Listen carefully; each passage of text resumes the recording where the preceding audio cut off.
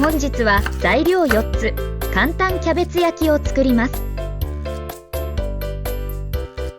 今回使った材料は、キャベツ 50g、卵1個、おからパウダー 10g、和風だし小さじ1/2。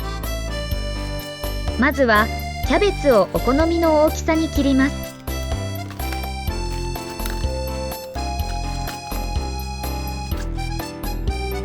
キャベツ 50g、 千切りのように細かく切ると生地によくなじみます。お好みの切り方で OK です。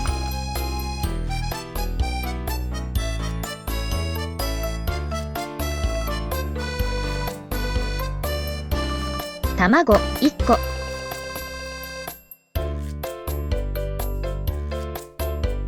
おからパウダー 10g、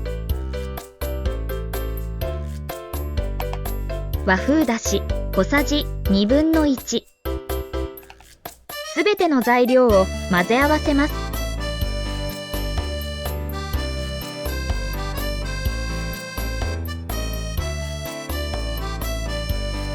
これで生地の完成です。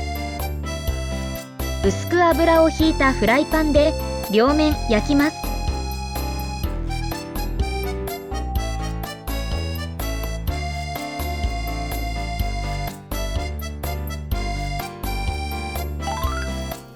生地がスルッと動けばひっくり返せます。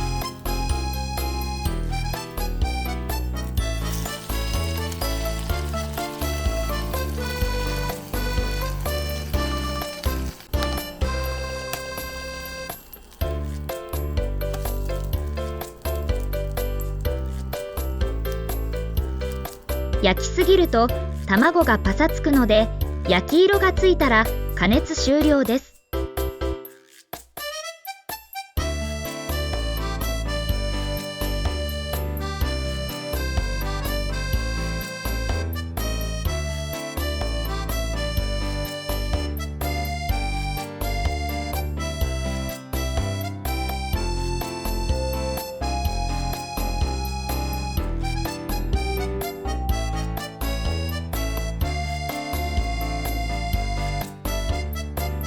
キャベツ焼きの完成です。